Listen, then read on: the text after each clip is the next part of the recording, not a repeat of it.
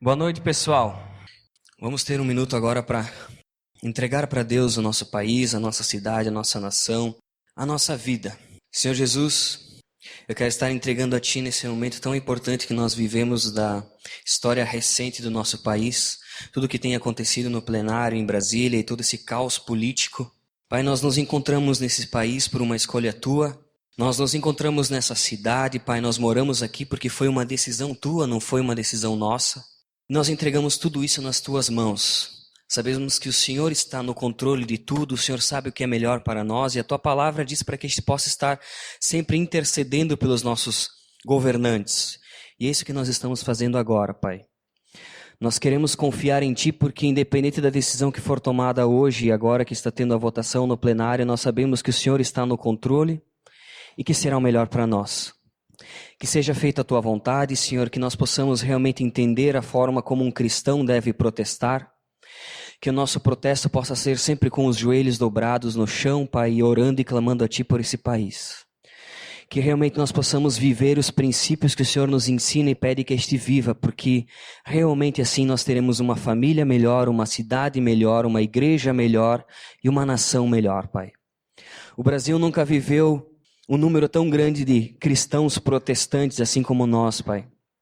Mas a diferença que esses cristãos têm feito no país tem sido mínima.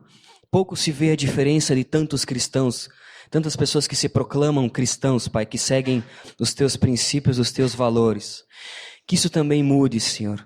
Que realmente haja uma mudança em cada um que pretende ser semelhante a Ti, em cada um que busca Te conhecer, para que isso então reflita no nosso país. Nós entregamos a Ti isso e também entregamos todo esse tempo que nós vamos ter agora refletindo sobre a Tua palavra. Que o Senhor possa estar falando ao nosso coração. É isso que eu te peço em nome de Jesus. Amém. Amém. Então, pessoal, hoje nós vamos começar o terceiro estudo sobre a série do discipulado. E eu gostaria já de informar a vocês, temos uma pequena novidade que é o livrinho do discipulado. Muitos têm procurado pelo Adelar e têm dito e entregado a necessidade do livrinho, tem entregado outros materiais e assim por diante. A gente já estava devendo isso há um bom tempo, mas agora está aqui. Quem precisar então do livrinho, do discipulado, assim como teve o Abismo Ligado, até é interessante que busque, que pegue, que anote aquilo que a gente vai estar conversando hoje, depois e assim por diante, que traga todo mês quando nós tivermos esse encontro falando sobre a lição para estar anotando e refletindo. Porque muito daquilo que a gente conversa nesse momento, né, nesse estudo, uma vez por mês sobre o discipulado, é um pouco mais profundo, é um alimento um pouco mais sólido do que o livro entrega.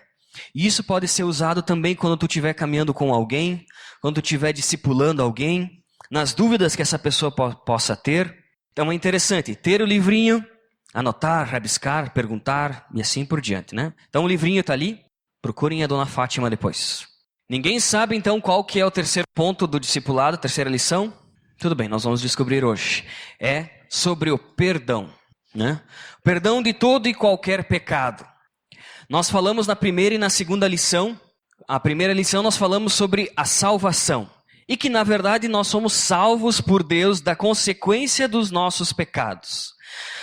Nós deveríamos ter um destino muito cruel, mas mediante o sacrifício de Cristo na cruz, nós somos salvos da nossa natureza pecaminosa e da consequência dos nossos pecados.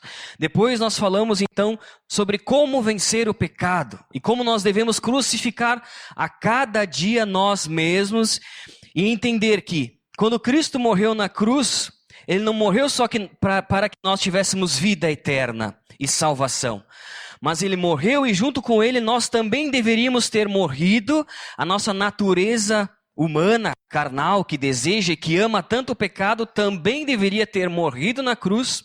E somente assim a gente pode vencer e viver uma vida distante da presença e do poder do pecado. Eu estive refletindo muito sobre, depois desse estudo do pecado, e Deus falou muito para mim, e eu fiquei pensando e tal, e uma das coisas que realmente me deixou triste, mas ao mesmo tempo feliz por Deus por eu ter entendido um pouco mais sobre essa questão é que a única coisa que nos difere, a principal questão que nos difere de Jesus, de Cristo, nós que buscamos ser semelhantes a Cristo, é o nosso pecado. Se não fosse o nosso pecado, nós seríamos sim possivelmente, muito mais semelhantes a Cristo. O principal fator que nos diferencia de Cristo é o nosso pecado. E é isso que nós precisamos combater todo dia. E o pecado também ele influencia na nossa vida, está presente, e quando há erro, tem que ter um acerto de conta. E quando tem um acerto de conta, tem que ter perdão. O perdão é uma palavra que nós muitas vezes ouvimos, muitas vezes nós pedimos, muitas vezes nós até exigimos e clamamos por perdão, mas é algo que nós precisamos ainda, eu acredito, entender um pouco mais a fundo o que significa o perdão. O fato é que nós vamos estudar um pouquinho sobre isso nas seguintes questões, né? Sobre o perdão. Será que Deus nos perdoa de todo e qualquer pecado? Nós, cristãos, nós devemos perdoar em qualquer circunstância? Qual é a instrução bíblica sobre o perdão? O que Jesus nos ensina sobre o perdão? Mais ou menos sobre isso nós vamos estar falando agora nos próximos minutos. Só que falar sobre perdão é um pouco fácil. É isso o que o C.S. Lewis, um escritor cristão, ele dizia e disse algumas vezes que é muito mais fácil falar sobre perdão do que perdoar. É muito mais fácil falar sobre o perdão do que ter alguém para perdoar. É muito mais fácil eu estar aqui falando sobre o que a Bíblia diz sobre o perdão e depois sair ali fora e perdoar.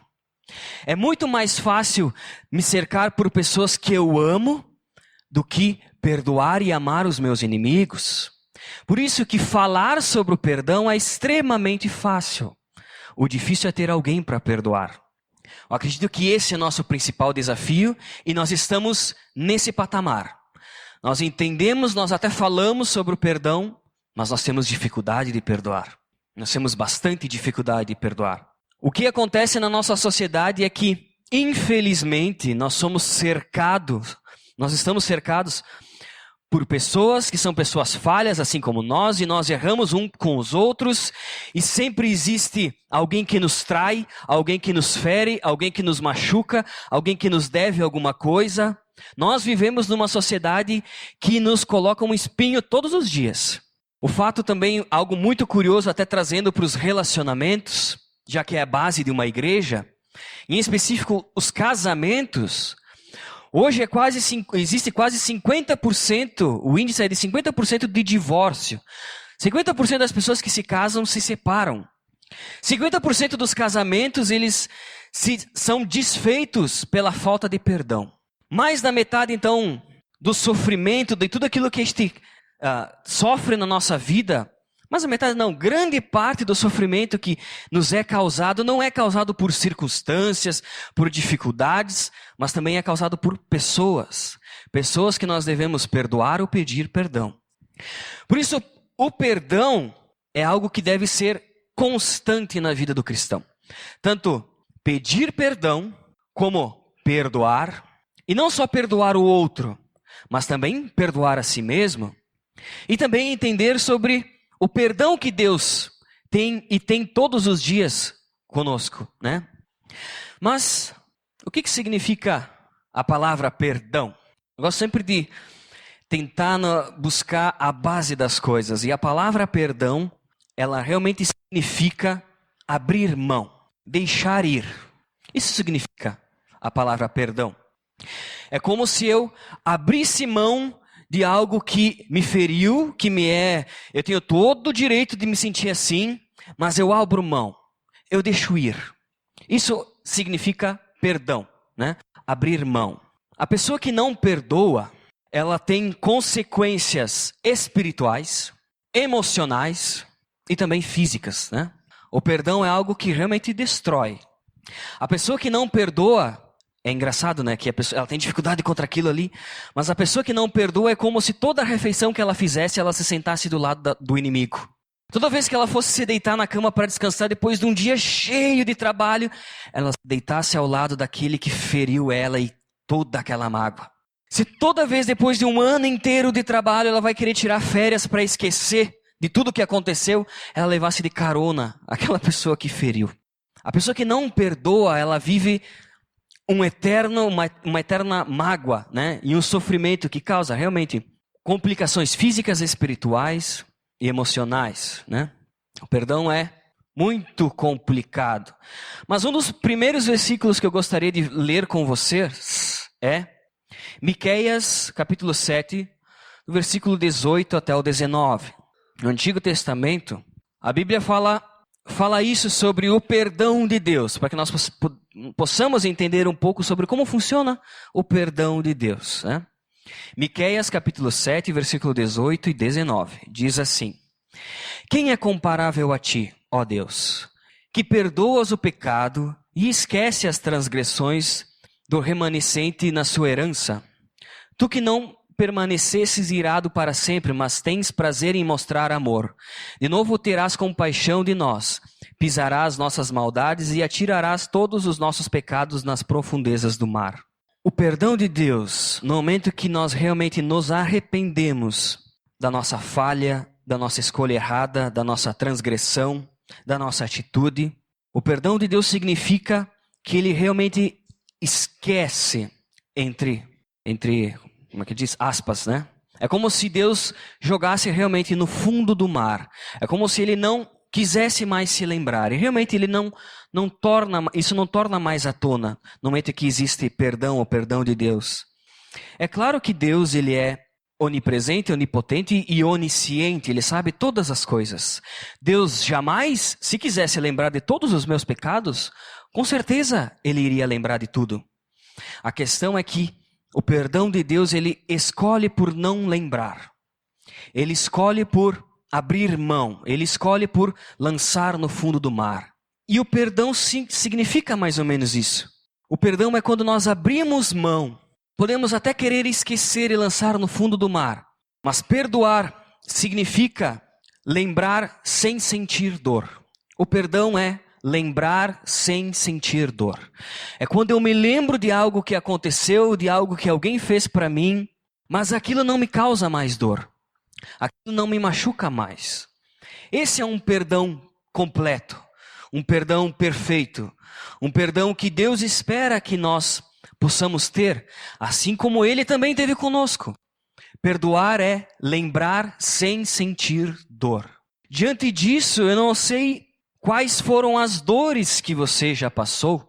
Eu não sei quais foram as feridas que alguém já te causou, mas se ainda há dor, não existe perdão. Se não existe perdão, não tem cura, a cura ainda está por vir, e existe sim sofrimento, ressentimento, existe mágoa. Quando existe ressentimento, William Shakespeare, né? Ele disse que o ressentimento e a mágoa é como se nós tomássemos um copo de veneno querendo que o outro morresse, né? Isso ele falou há muito tempo atrás. Então, quando existe dor na lembrança que nós temos de alguém que nos feriu, não tem perdão. O que existe é ressentimento ainda. Nós não deixamos ir. Nós não liberamos perdão. Perdão é lembrar sem sentir dor. Se vocês fossem sair hoje, o meu desejo é que vocês lembrassem disso, que perdoar é lembrar de algo, mas sem sentir dor. E que é isso que Deus quer que a gente faça, né? Não significa esquecer, nunca mais lembrar. É como uma cicatriz, ficou marcado, mas eu não sinto mais a dor daquele corte, né? Isso significa perdoar. Mas o que perdão não é?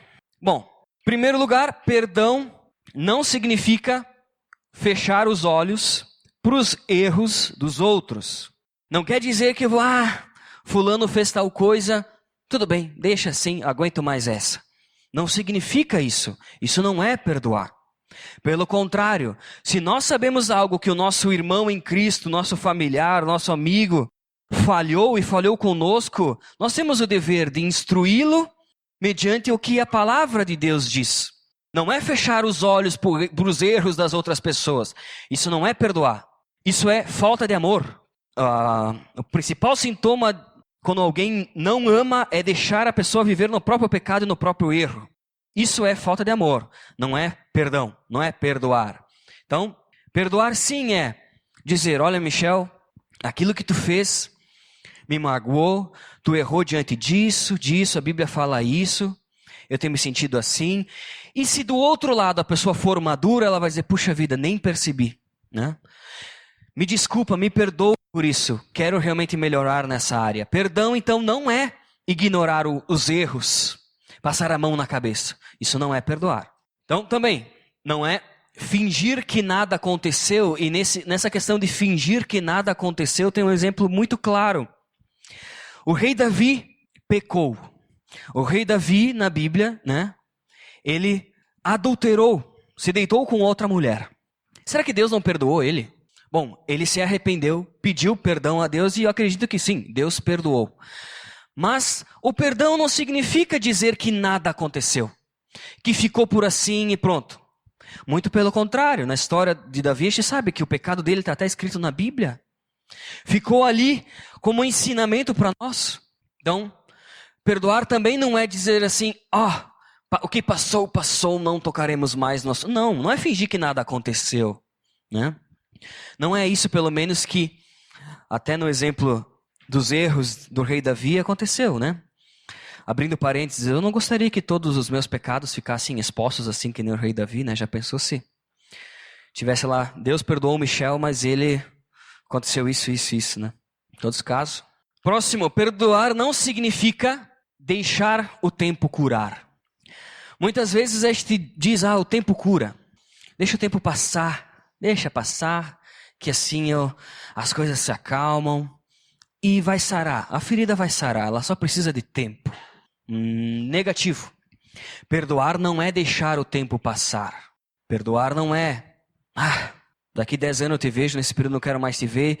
Depois a gente conversa como se nada tivesse acontecido. Isso não é perdão. Um cristão, ele precisa, quando tiver dois lados, né? Um dos lados precisa reconhecer o seu erro, admitir a culpa, se arrepender, que é não querer mais praticar aquilo, e então quebrar o seu orgulho e pedir perdão. E a outra parte precisa entregar na mão de Deus e dizer, Deus me dá força para perdoar esse que me feriu.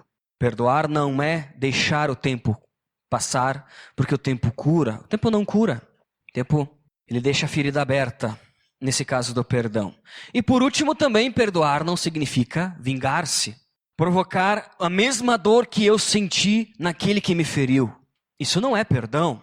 Em Romanos capítulo 12, gostaria que vocês abrissem, falar algo bem claro sobre essa questão do perdão, sobre o mal, como vencer o mal.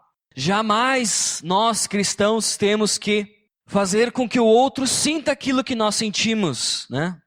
Fazer com que o nosso próximo, a pessoa que está ao nosso lado, sinta a mesma dor e a traição, o ferimento que ele causou para nós. Jamais. Isso não pertence àquele que quer ser semelhante a Cristo. Não pertence àquele que busca a maturidade em Cristo. Pelo contrário, em Romanos capítulo 12, versículo 19 até o 21, diz assim: Amados, nunca procurem vingar-se, mas deixem com Deus a ira. Pois está escrito, minha é a vingança, e eu retribuirei, diz o Senhor. Pelo contrário, se o seu inimigo tiver fome, dê-lhe de comer. Se tiver sede, dê-lhe de beber. Fazendo isso, você amontoará brasas vivas sobre a cabeça dele. Não se deixe vencer pelo mal, mas vença o mal com o bem. Esse é o dever do cristão. É ser justo, íntegro e amoroso, até mesmo com os nossos inimigos. Um cristão maduro é aquele que ora pelos seus inimigos, é aquele que convida até mesmo para vir para o célula, é aquele que convida para vir numa celebração. Esse é o papel do cristão. É isso que a Bíblia nos fala. Não aquele que procura se afastar daqueles que o machucaram e aqueles que ele não quer nem ver na frente, né? Isso não é cristianismo. Isso é religião. É agir conforme o nosso orgulho, conforme a nossa vontade, conforme o que é melhor para nós. Não conforme o que Deus espera dos seus filhos, né? Então, não nos deixemos vencer pelo mal, mas vençamos o mal com o bem. Não vamos praticar algo para que a pessoa sinta a mesma dor que nós sentimos. Vamos falar alguma coisa para que ela se machuque como nos machucou. Não, pelo contrário, né? Vamos vencer o mal com o bem. Nessa questão do perdão, tem uma pequena dualidade, duas palavras que parecem a mesma coisa, mas que são opostas, que é a questão das desculpas versus o perdão. Muitas vezes a gente se confunde com o que é desculpa e o que é perdão. Ah, me desculpe, viu? Eu te bati aqui, mas foi sem querer, me desculpe. Ah, me perdoe, eu matei o teu gato. Né? A gente muitas vezes não sabe como usar essas palavras. O que é desculpa, o que é perdão? Ah, mas quando é que eu tenho que perdoar? Quando é que eu tenho que me desculpar? Bem, eu de novo queria parafrasear, eu gostaria de usar as palavras daquele escritor, C.S. Lewis, o escritor cristão que eu falei antes, que ele dizia que é mais fácil falar sobre o perdão do que perdoar. Porque ele, sobre essa questão das desculpas versus perdão, ele fala assim, mais ou menos. Perdão e desculpa são duas palavras tão banais no uso que nem desconfiamos da diferença entre elas. Em um certo sentido, perdão e desculpa são palavras quase opostas. O perdão nos diz, ok, você fez isso, mas eu aceito o seu pedido de perdão. Não jogarei isso na sua cara e seremos do mesmo jeito que éramos antes. Já a desculpa fala, eu percebo que você não podia evitar, sei que realmente você não queria fazer isso e você não é culpado. Assim, um ato falho sem culpa precisa de desculpa e não de perdão. De outra forma, o perdão ele exige culpa, pois pedir perdão é assumir ser culpado. O problema está em pedir desculpas por aquilo que exige perdão. Não sei se ficou claro, porque também ele é um cara meio difícil de se entender, né? Não é uma coisa tão simples. Mas, desculpa, basicamente, eu dou quando eu justifico, quando eu busco explicações, busco dizer as motivações que me levaram a fazer algo que machucou alguém. Eu não sou culpado. Foi algo que eu não pude evitar. E aqui estão as minhas desculpas, as minhas justificativas por aquilo que eu não conseguia evitar. Bati atrás do teu carro no trânsito. Me desculpa. Eu não vi. Eu não consegui frear. Aconteceu tal coisa. Eu busquei, mas não deu tempo. Me desculpa. Isso é desculpa. É quando é algo que eu realmente não sou culpado porque foi algo que fugiu do meu controle no sentido de que realmente tinha outros fatores, né? Me isente da culpa. Me desculpe. Não coloque a culpa sobre mim. Essas são as minhas justificativas e as minhas explicações. Então, pedir desculpa é querer se afastar de se sentir culpado. Agora, o perdão não. O perdão, quando a gente pede perdão, é assumir ser culpado. É assumir a culpa diretamente. Quando eu digo, me perdoa, eu fiz isso realmente. Hoje eu entendo que a minha atitude não deveria ser essa. E não existe justificativa para aquilo que eu fiz. Isso é perdão. Nós não podemos pedir desculpas para Deus dos nossos pecados. Porque na maioria das vezes, se não todas as vezes, nós escolhemos pecar. Né? Escolhemos ir contra a vontade dele. Por isso nós temos que pedir perdão, dizendo, Deus me perdoa, porque essa escolha que eu fiz, eu sei que não te agrada. Isso é perdão. Agora, quando eu digo, Deus, olha, eu não queria mentir, mas tu viu que não tinha jeito, porque não sei o quê. Isso é desculpa. Ficou fácil de entender o que é perdão, o que é desculpa? Perdão é assumir a culpa. Desculpa é se justificar para se afastar da culpa. Para que a pessoa não nos diga, não nos condene, né? Não nos torne culpados. A questão é que nós, como cristãos, nós, na maioria das vezes, precisamos entender as nossas falhas, se arrepender e pedir perdão. Talvez para as coisas do dia a dia, por dar um troco errado e não se tocar, até pode funcionar uma desculpa, mas pelas nossas atitudes intencionais, nossas falhas diante de Deus e diante dos outros, a gente pede perdão, né? Precisamos assumir os nossos erros, né? Por que nós devemos, então, perdoar e não pedir desculpas? Vamos abrir em Colossenses 3, versículo 13, perdão. Colossenses, capítulo 3, versículo 13. Em cima desse texto, eu gostaria de separar 3 questões de por que nós devemos perdoar. Diz assim o texto: suportem-se uns aos outros e perdoem as queixas que tiverem uns contra os outros. Perdoem como o Senhor lhes perdoou. A Bíblia ela não deixa escolha. O cristão, ele precisa perdoar. O cristão não tem a escolha de não perdoar. O cristão, ele tem o dever de perdoar, assim como o Senhor nos perdoou. Bem, por que nós devemos perdoar? Porque perdoar faz parte da natureza do povo de Deus. O perdão, ele deve vir embutido com a nova natureza que o cristão possui e ganha no momento que ele reconhece os seus pecados, se arrepende e aceita o sacrifício de Jesus lá na cruz. O perdão, ele faz parte de uma nova natureza humana. O perdão faz parte, precisa fazer parte do povo de Deus, da igreja de Deus. Nós precisamos nos perdoar. Não perdoar é viver na nossa carnalidade, né? O perdão, ele faz parte do povo de Deus. Também nós devemos perdoar porque, sim, nós temos queixas uns para com os outros. Nós temos sempre o que perdoar em relação aos nossos familiares e até mesmo dentro dessa igreja. Nós seríamos hipócritas se a gente falasse que aqui na Aliança Bíblica em Bento Gonçalves ninguém tem queixa contra o Michel. Muita gente deve ter queixa contra mim, né? Nós temos queixas uns para com os outros. Isso é um fato. Onde tem pessoas, tem pecado, onde tem pecado tem erro, e onde que tem erro precisa existir restauração, precisa existir perdão. Então nós devemos perdoar porque realmente nós não somos hipócritas e nós falhamos uns com os outros. Sabe o que é um dos maiores pecados que existe dentro da igreja? É a mágoa. Porque a gente escuta uma coisa, escuta o que o fulano disse do outro e daí tem aquela fofoca santa, né, que a gente comenta só para orar. É só para orar pela pessoa, né? Fiquei sabendo que fulano fez tal coisa, né? Vamos orar por isso. Não, né? Existe essa falação, infelizmente, isso existe, e existe aqui, tá? Não existe na igreja do lado, existe aqui, a fofoca santa. E existe mágoa, existe ressentimento. Fulano me falou aquilo ali que falaram foi para mim. Porque não agiram assim com a outra pessoa e estão agindo assim comigo. O principal pecado, um dos principais pecados que existe dentro de uma igreja é a mágoa e o ressentimento. Por que nós devemos perdoar? Porque nós temos queixas uns para com os outros. Ninguém é perfeito.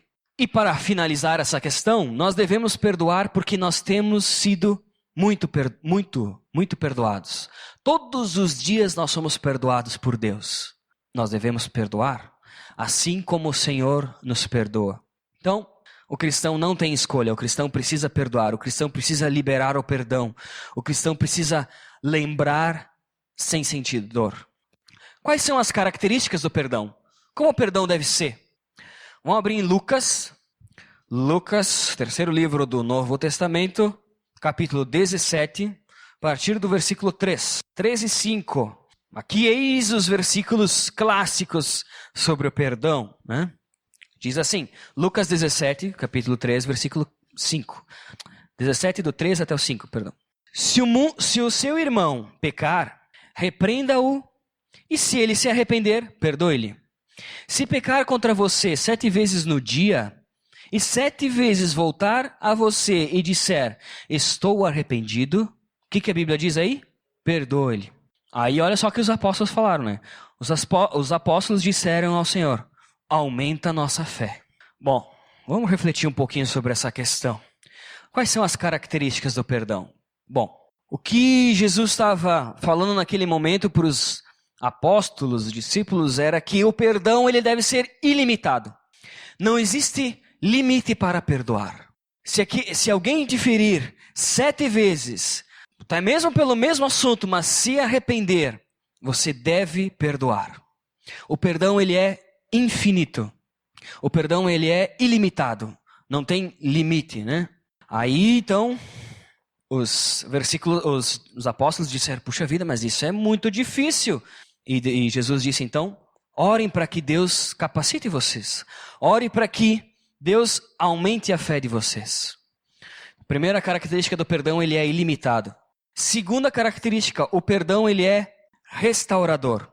Deixa eu ler um versículo antes, na questão do que o perdão deve ser ilimitado, que é Mateus 18, do 21 até o 22. Esse também é um versículo clássico sobre o perdão.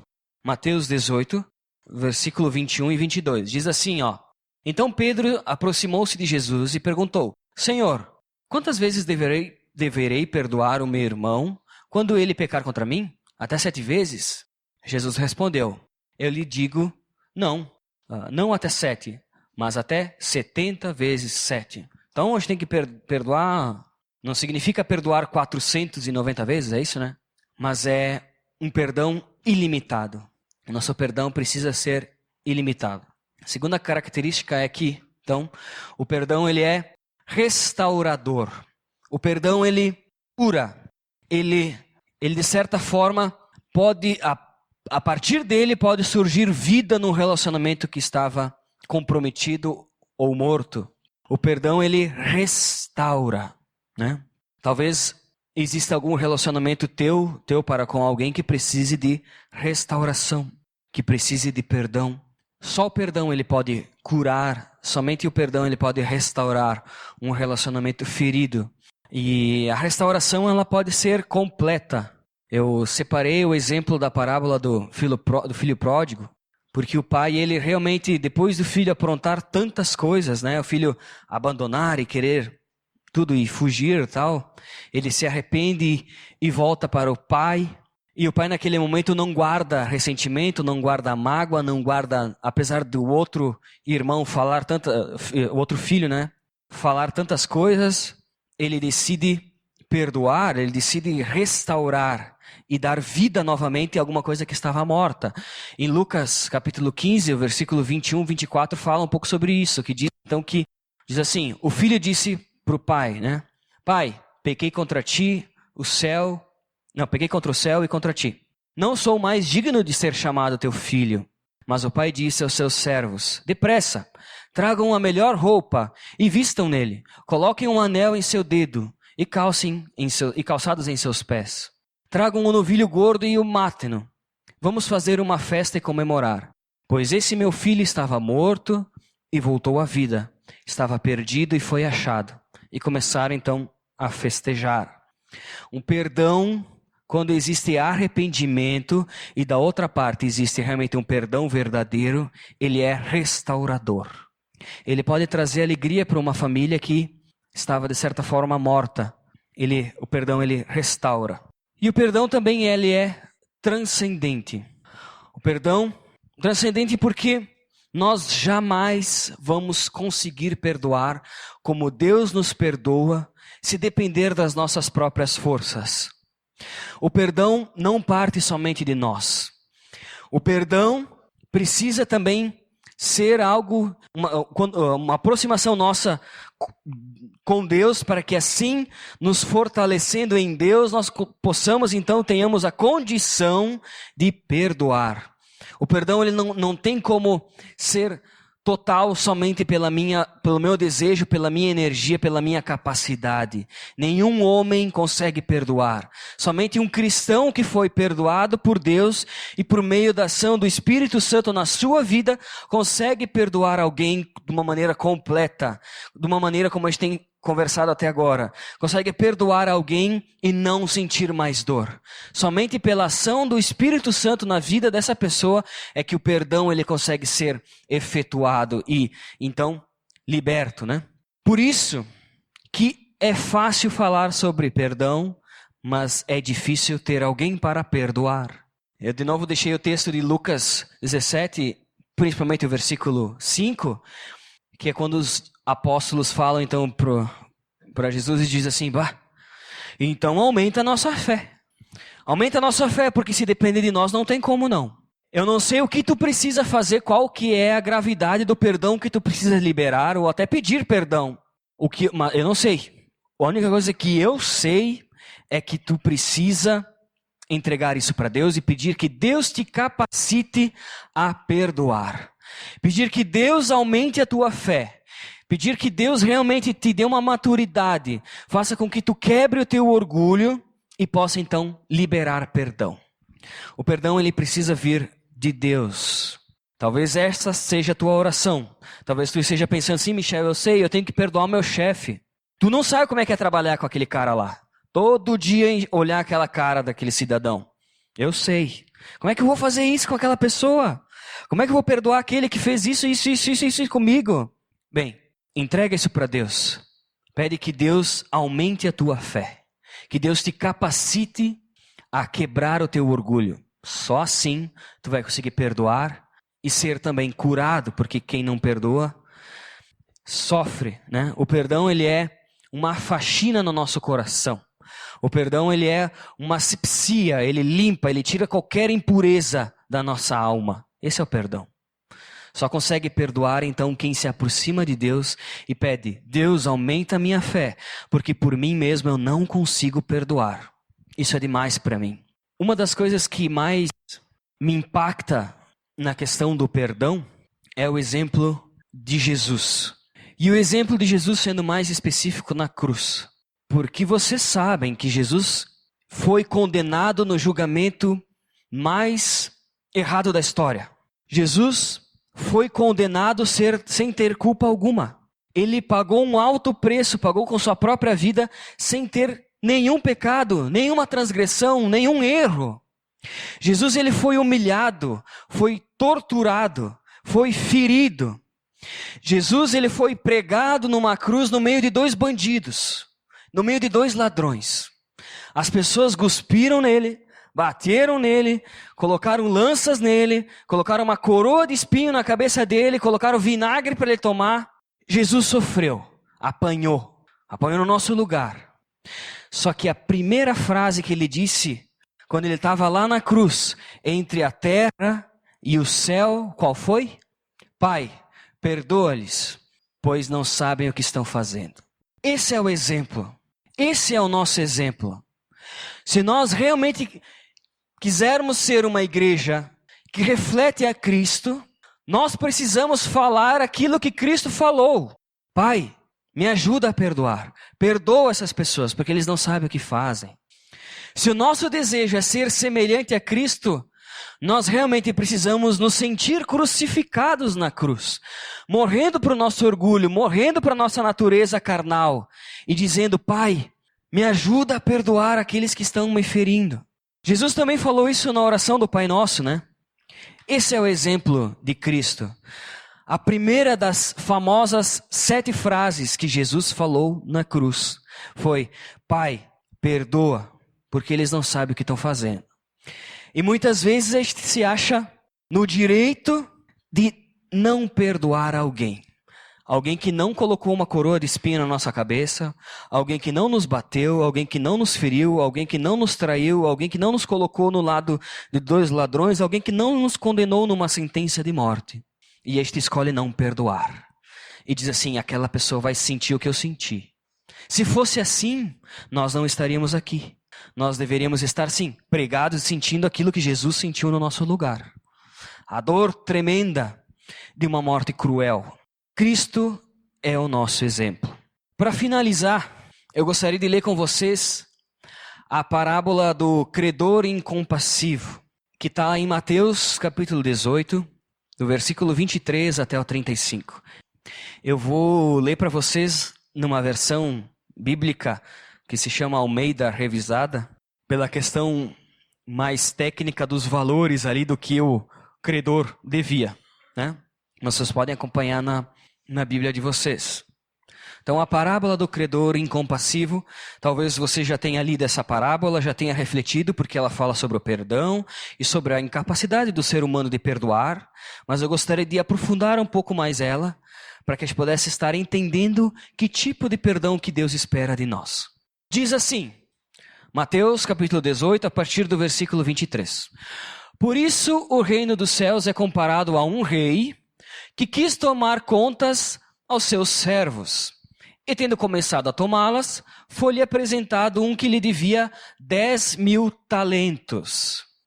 Mas não tendo ele como pagar, ordenou seu senhor que fossem vendidos ele, sua mulher, seus filhos e tudo o que tinha, e que se pagasse a dívida.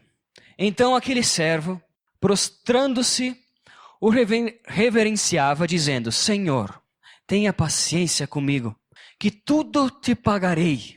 O senhor daquele servo, pois movido de compaixão, soltou-o e perdoou-lhe a dívida.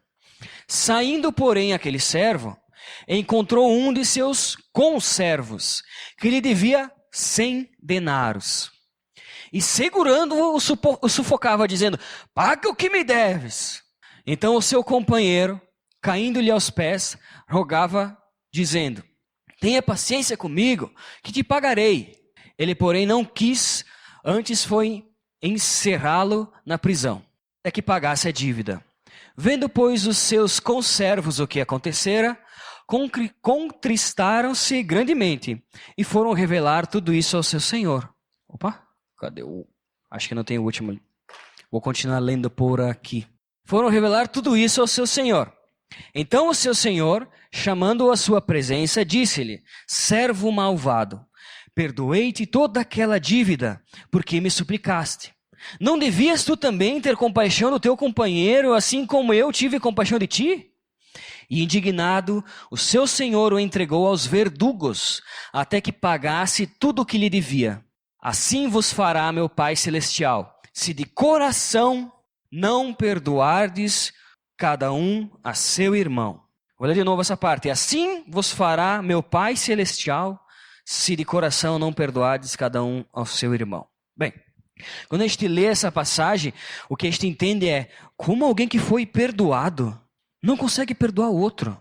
Puxa vida, ele foi perdoado pelo rei, saiu daquele momento, por que ele foi cobrar o outro em vez de seguir o mesmo exemplo? Será que ele não sentiu algo que foi tão prazeroso, que é o perdão, se sentir livre da culpa? Por que ele não fez isso com o outro? Nós realmente devemos perdoar, porque se a gente perdoar, então Deus também vai nos perdoar. Mais ou menos é isso que a gente entende. Não está errado esse entendimento, mas eu gostaria que a gente pudesse estar então indo um pouco mais a fundo na questão dos valores, do que significam esses valores, para que assim a gente possa estar entendendo a grandiosidade daquilo que Jesus estava ensinando naquele momento. Bem, o que a gente precisa entender em primeiro momento é que o tal do servo do rei, ele devia cerca de 10.000 talentos. Bem, todos os impostos que Herodes, o Grande, naquele reinado, ele acumulava naquela época, por ano, eram 900 talentos. Então, o que aquele servo devia para o seu rei era mais de uma década de arrecadação de impostos de toda a nação. Não era pouca coisa, era algo gigantesco, não era qualquer coisa. Também por um outro lado, o outro trabalhador devia 100 denários, né? Um dia de trabalho gerava ao trabalhador 1 denário. Então, se ele devia 100, é um pouco mais de 3 meses, né? 100 dias de trabalho. Um devia mais de uma década, 11 anos de arrecadação de impostos de toda uma nação. O outro devia 100 dias de trabalho, 3 meses, um pouquinho mais, né? 1 talento significa 6.000 denários. 10.000 talentos simbolizam 6 milhões de denários. Total da dívida que aquele servo devia para o rei era de 165.000 anos de trabalho. Não era pouca coisa. 165.000 anos de trabalho. E depois ele sai dali e não consegue perdoar alguém que devia para ele 100 anos de trabalho. 100 dias, perdão, né? Senão será... Essa que é a questão do tamanho da dívida de um e o tamanho da dívida do outro. O que Jesus estava falando naquele momento é que o servo, ele devia uma dívida impagável. Não tinha como pagar aquilo. Ele merecia sim ser culpado e pagar com a própria vida e pronto, acabou. Não tinha como ser indesculpável, ser inocentado dessa dívida. Não tinha como. Era uma dívida impagável. Por outro lado, o conservo do servo devia algo que era relativamente fácil de se pagar. Diante do que ele devia era algo que não representava nada. O que eu quero dizer com isso é que nós, que entendemos o que Cristo fez na cruz, também muitas vezes ficamos na mesma circunstância. Porque nós fomos perdoados de uma dívida imperdoável.